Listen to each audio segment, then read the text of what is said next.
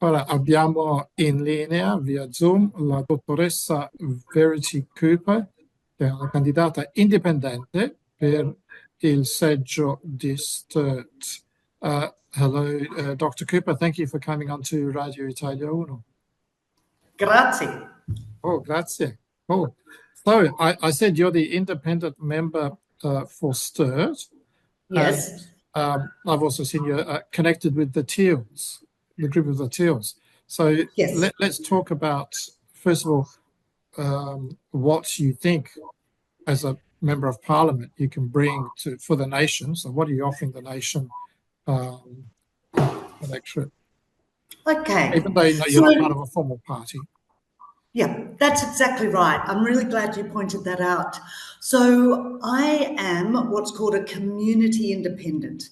Now, how this happens is that a community group gets together and decides we are not happy with what either of the main parties is giving us because we are not being listened to. So they work really hard to bring the community together to choose a candidate to stand for them who will represent them.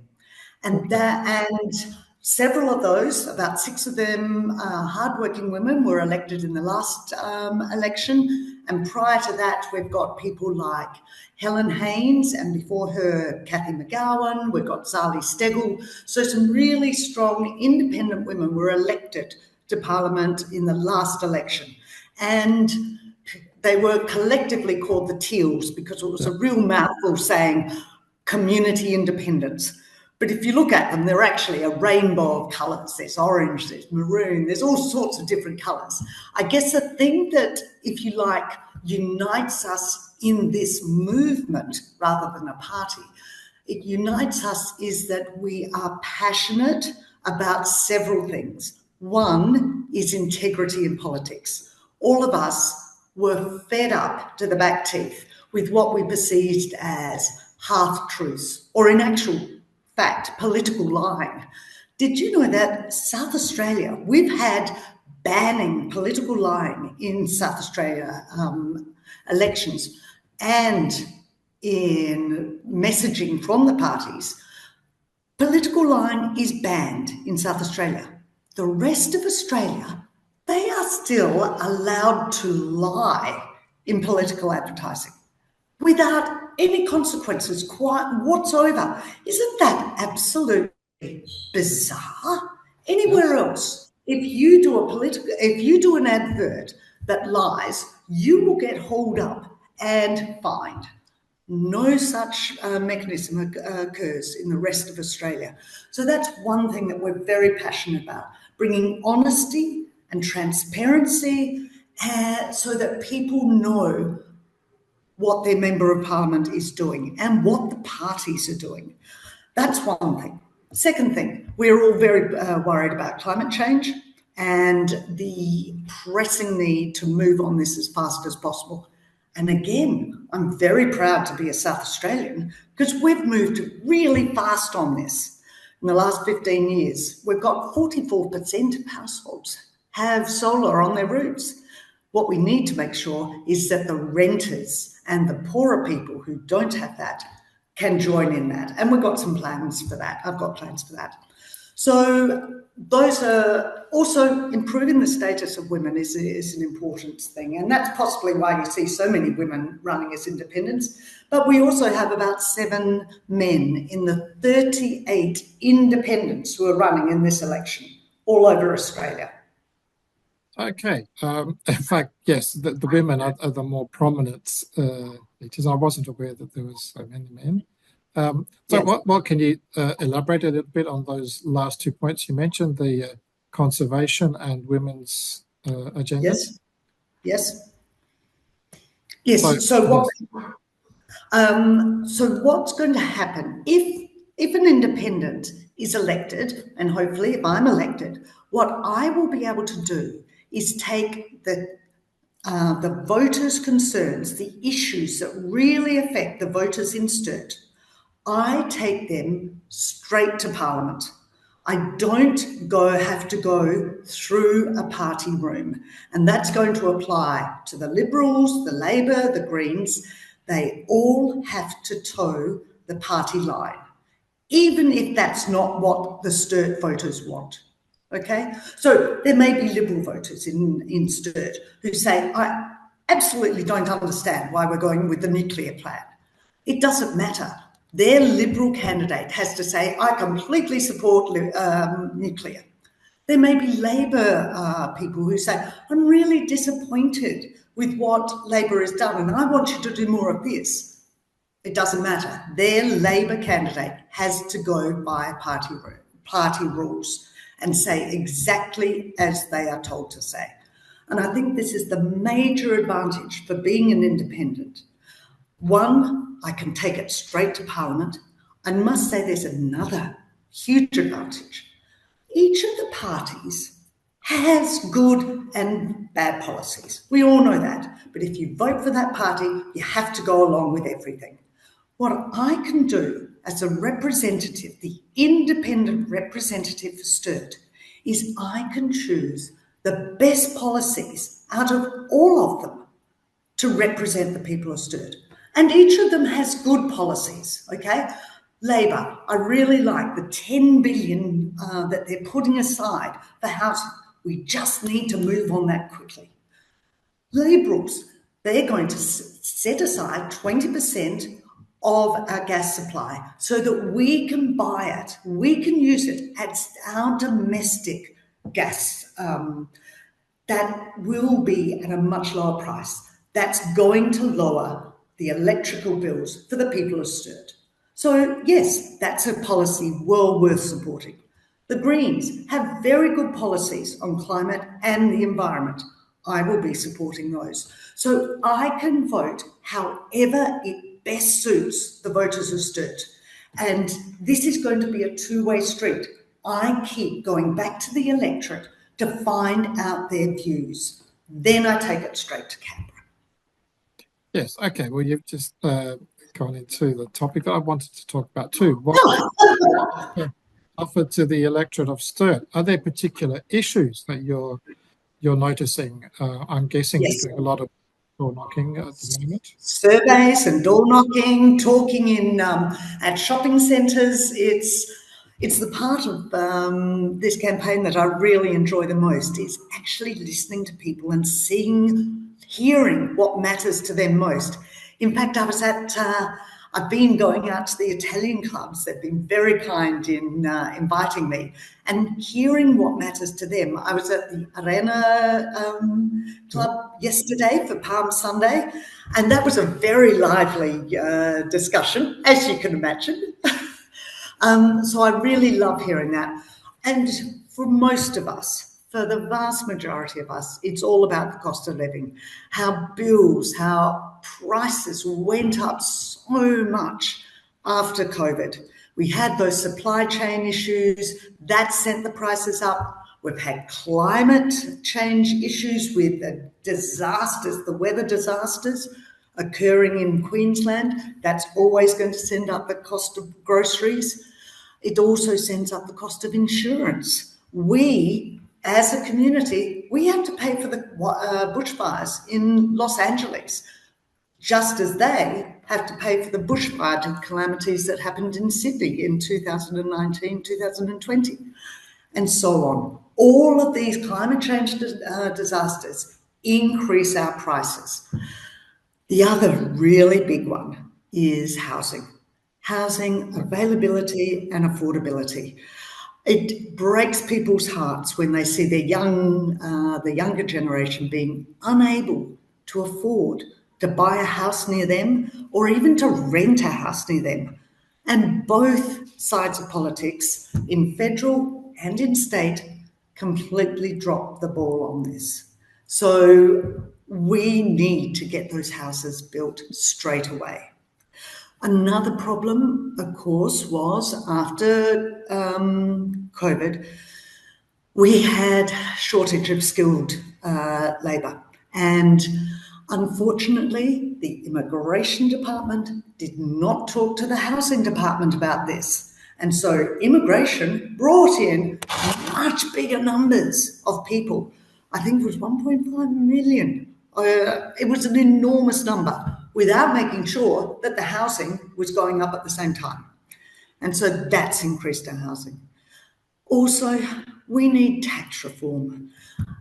It's been since the year 2020, when John Howard's government brought in negative gearing and the capital gains tax relief for housing investors, it's sent prices up astronomically, and it's priced our young people out of the market.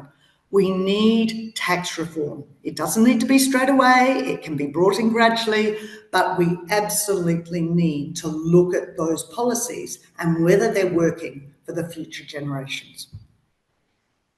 Okay, that's quite an agenda there. Tax reform, if one talks about tax reform, even the major, well, do they talk about tax reform? I don't know. No, they don't. But it's difficult. They don't, because and I think as Australians, we need to recognise it and call it out. The major parties have very, very big donations from corporates, whether it's property investors, whether it's fossil fuel companies, whether it's multinationals not wanting to pay their tax. The last thing they want to see is proper tax reform. I don't know if you've been following social media, but there's a lot of information out there at the moment saying how little Australia gets from our fossil fuel exports. We get less than $2 billion a year. Qatar gets $76 billion a year. They have free education. They don't pay income tax. They have free healthcare. The list goes on. Norway has the largest sovereign wealth fund in the world. They tax them, fossil fuel companies, 78%. We don't tax them. We give them $12 billion in fuel subsidies. It makes absolutely no sense that voters are not aware of this. This is where we keep coming back to transparency. Where are you getting your donations from, and how are they influencing your policies? Yes. Okay, and that's a good list of issues, and also what you talked about in terms of the seat of Sturt. Well, let's stick a little bit longer with these TILs. So, what's the communication across this group of community independents? Is there coordination? Okay, there is. Okay, I can't answer for the members in Parliament, apart from the fact I know they meet up for an hour once a week while they're in camera. In terms of the independent candidates, we have a very loose association on Signal Chat. Fortunately, we don't share state secrets or state defence. We just, actually, it's more a support group. You know, how are you going? Who are you doing your printing? How's your polls going? How are your volunteers going? It's more about a very loose association. Do we talk strategy or policies? No, because each electorate is different. Each electorate tells us different things. Yes, there may be overarching things that affect all of us in Australia, but we respond to our electorates. Yes, okay. Well, I've only discovered Signal Chat in the last few weeks as a result of that episode that you've indirectly referenced. Yes. Fine. Okay, well, now let's talk about Verity Cooper herself, your personal and professional career. I introduced you as Doctoressa, Dr Verity Cooper. So what's that? Okay, I'm a GP. I've spent 35 years at Fountain Corner Family Practice on Unley Road and loved it, absolutely loved it. For me, the best job in the world.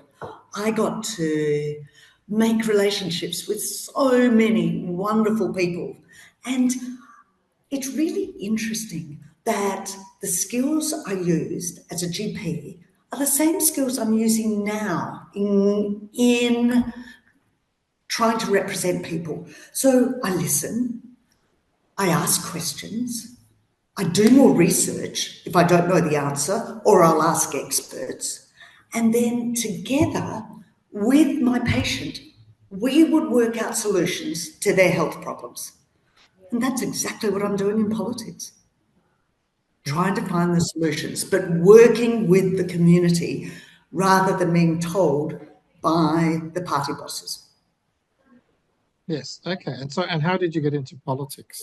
So are you still practicing as a doctor? No, I've actually retired. One of my former colleagues suggested, because he knew about my deep concerns for the environment and climate, and he said, do you know what? I think you should check out the Independent for Sturt movement that's growing. And this was about in November last year. And I said, me be a politician? I don't think so. What could I do? And then the more I thought about it, the more I thought, I think I have to do this. I was reading a book on climate change, and there was one phrase that really made my skin tingle. And it said, this is an intergenerational crime against humanity. And I thought, yes, if we don't do things now, in 10 years, our kids and their kids aren't going to know the same world that we've known.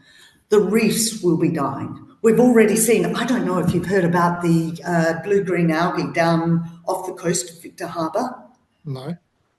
Oh, my goodness. Because of the warm water there, the algae has taken over and it's killing fish. You walk along the beach and you come across dead fish, dead seahorses, and you start coughing. We were coughing and our dogs started coughing, just walking along the beach. So although, yes, it may seem a beautiful day outside, climate change is affecting us all now. And I desperately want our children to have a future. I think that's what success will mean to me, is that our future, our children have hope, that they have a world that is going to be better for them. I don't know about you if you talk to many young people now, but they're very fearful, very anxious. Actually, as you mentioned this coughing, you reminded me of an interview when I was interviewing Richard Di Natale a few years ago, and he was a medical doctor himself, and he said he entered politics with the Greens because he could see the social impact, environmental impact on people's health, and yes, trying to do something there.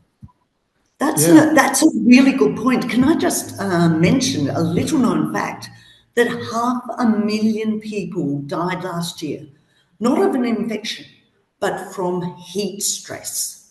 Heat stress in the countries like India and the Middle East and the top of Africa, in the middle Central America. People are dying because they don't have access to cheap electricity, they don't have access to air conditioning, they are dying of heat stress. This is happening now. You know that old analogy of the frogs being boiled alive gradually? That's exactly what happened. We look out our window and think, oh, it looks a nice day. What are we doing with a day of 34 degrees in the middle of April? It's happening right now. Yes, indeed. Okay. Well, I think I'll have to say again, thank you to Dr. Verity Cooper for coming on to Radio Italia Uno Adelaide. So let's just one more question, a little bit. Yes, of course. About your community interactions. You worked as a doctor, as a GP in Unley or Parkside, Unley Road. Yes. I'm not sure if you had much interaction with Italians or Italianists, but I guess the seat of state. Yes. I was very lucky meeting a lot of Italians in my area. Unley Road, as you know, is about 1 kilometre outside the boundary of Sturt. But in actual fact, I'd say about half of my patients came from Sturt. And I have pretty well always lived in Sturt, except for a small amount of time where, as you know, I lived in Melbourne, just outside the boundaries. But most of my kids mainly grew up in in Sturt. I certainly grew up in Sturt. My family has always lived in Sturt. Our family business has been in Sturt. So, and I went to school in Sturt. So, yeah, I know Sturt pretty well. And I'm living in Norwood now, and I'm surrounded by the Italian community, which I love. Cool. Okay. Yes. So Sturt and Norwood. Fine. So it's a few weeks to go. The whole election nationally. Well, I was going to say it's tight. Seems tight. The polls are indicating a bit that things are moving towards the Labor Party away from the Liberal National Party, and the betting odds are doing the same. So there's still time to go. Actually, I wasn't expecting this. Would it matter to you which of the major parties was going to be seeking to form government? They might need to seek support from crossbench. Yes. This is what is looking increasingly likely, that neither party will get enough to rule in their own majority. So they will be very dependent on the crossbench. And as a member of the crossbench, the independents will be able to influence the votes according to how their electorate wants them to vote. Now, this is really important. It's an important thing to understand that as I've said before, we can get to choose the best policies of every party.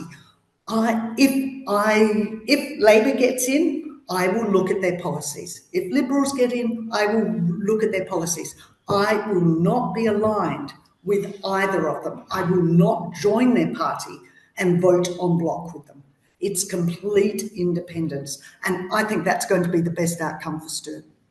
But do you have any indications if they have to come seeking your vote to form government? Because yes, if it's the most likely outcome at the moment seems a minority Labor.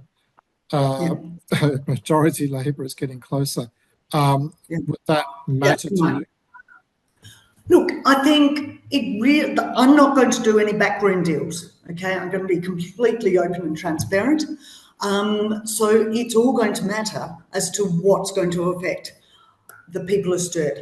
If I can explain, I'm going to look at this through four lenses.